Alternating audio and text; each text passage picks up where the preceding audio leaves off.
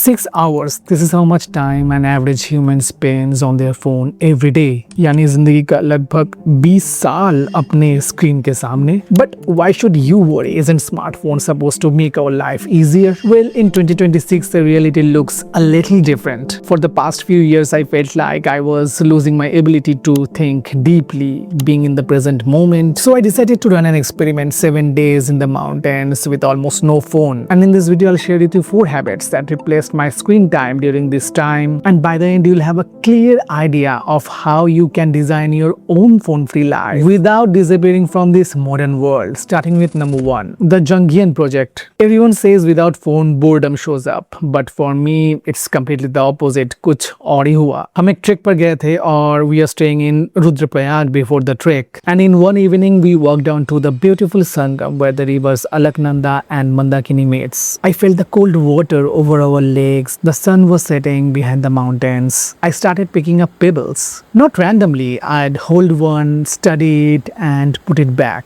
This one isn't mine until one finally was. This concept in Jungian psychology called projection. The idea that we are constantly drawn to the external things that somehow reflects inside us. And I think that day that was exactly what was happening at the river. Each pebble I rejected was a small act of self-knowledge, and each one I kept was a recognition. In another world, maybe I would have spent the entire hour scrolling social media. But this time disappeared, doing some analog things. I realized nature does not compete to your attention. It does not overstimulate you. It simply invites you to the present moment. But yeah, you don't need a river to experience this in your everyday life. Find your own people. I mean, walk in a park, watch birds, swim in the nearby pond, or simply sit and watch the nature. Nurture your own senses. The borrowed life. Your feed is fake. मैं नहीं बोल रहा हूँ ये. That day my friend sent me something that confirmed everything. A vulture piece revealing that your feed is essentially fake. That viral song, that trending influencer, that meme everyone's quoting, most of it is a stealth marketing campaign, manufactured and packaged to feel organic. And I got the proof. One thing I didn't expect after quitting my phone was how quiet my mind became. And I don't mean peaceful, I mean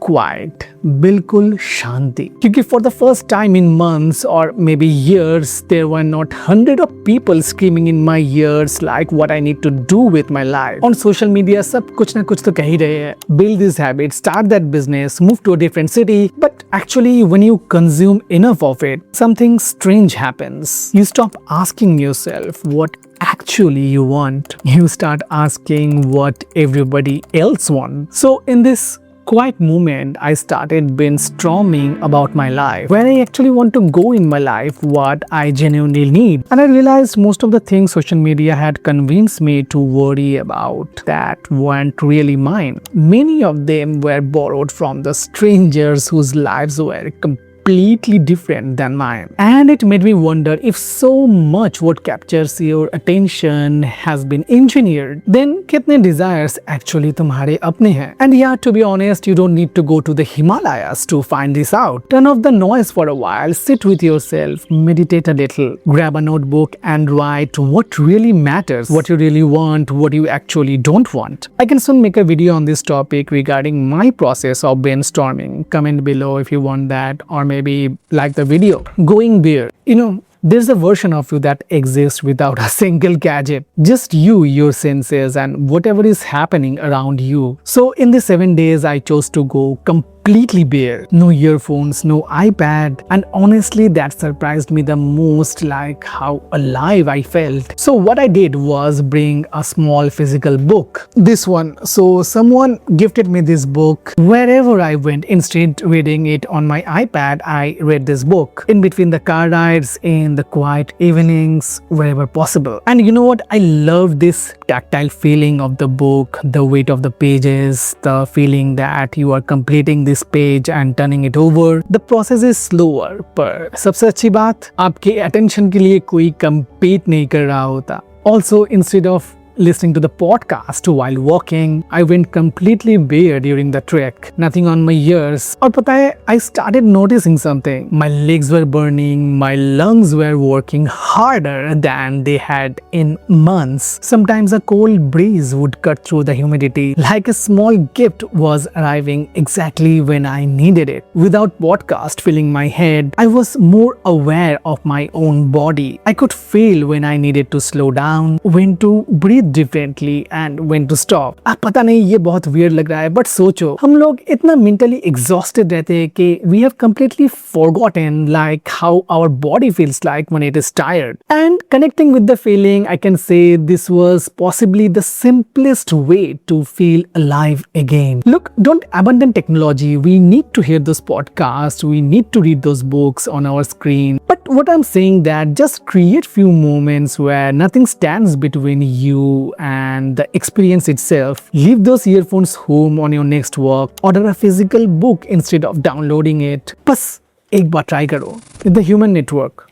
I started talking to people again. This is one of the most unexpected thing happened. And I'll tell you why. During the trek, I decided not to use Google Maps. Partly because there was hardly any network, but also because I wanted to see what would really happen. So whenever I was confused about the route, I asked someone. बस पूछ लिया. And it's a big deal for an introvert like me. But what surprised me was that people really just gave direction. They told stories, why they are doing the trek, where they had come from, what they were struggling with in life and their life lessons. A simple question turned into a real human conversation. The same thing happened in dinner table. With nothing to scroll, my friends and I ended up talking about everything. Work, relationship, old memories, future plans. The conversation that wouldn't have happened if everyone had been busy scrolling their phone. Or एक चीज और, the food tasted better. Seriously, when you are not half present, your senses actually start to work properly. And actually it makes me think, yeah, I can also do this in home. Just put the phone face down at dinner and ask your family and friends how actually they are doing. That's it. कोई बड़ी बात नहीं है ये. After 7 days, I can honestly say my mind feels about 70 to 80% reset. I'm thinking more clearly, creative ideas are coming, and maybe that is the reason मैं ये video बना रहा हूँ after maybe 6 to 7 months or maybe more than that. The funny thing is, when I came back, I looked at my watch later playlist and realized there were so many videos in my playlist that actually I don't need to watch. कितना consume कर लेते हैं हम यार?